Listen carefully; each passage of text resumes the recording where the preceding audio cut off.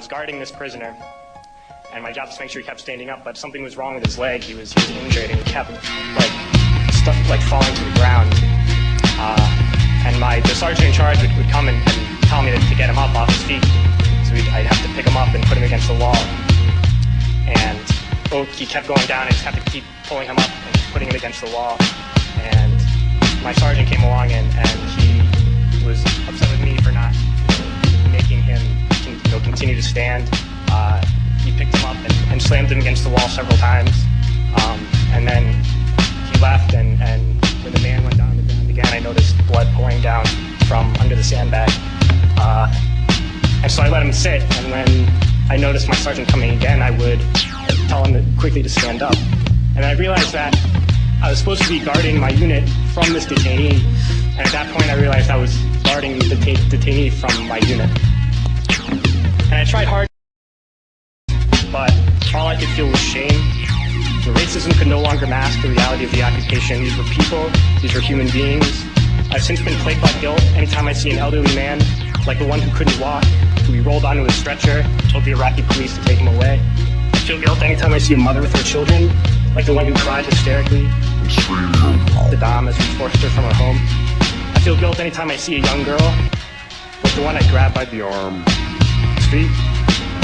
We were told we were fighting terrorists. The real terrorist was me. And the real terrorist. Racism. The military has long been an important tool to justify destruction and occupation of another country. The killing, subjugation, and torture of another people. Racism is a vital weapon employed by this government.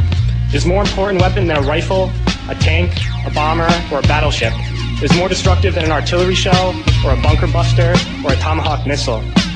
While those weapons are created and owned by this government, they are harmless without people willing to use them. Those who send us to war do not have to pull a trigger or lob a mortar round. They do not have to fight the war, they merely have to sell the war. They need a public who is willing to send their soldiers into harm's way. They need soldiers who are willing to kill and be killed without question. They can spend millions on a single bomb, but that bomb only becomes a weapon when the ranks in the military are willing to follow orders to use it. They can send every last soldier anywhere on Earth, but there will only be a war if soldiers are willing to fight.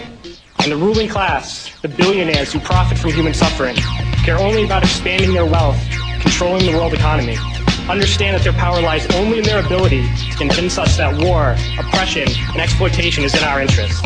They understand that their wealth is dependent on their ability to convince the working class to die to control the market of another country.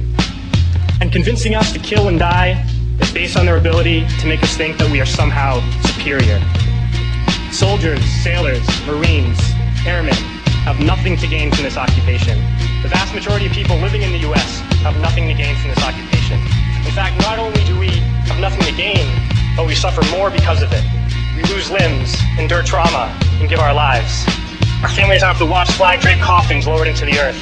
Millions in this country without health care, jobs, or access to education must watch this government squander over $450 million a day on this occupation.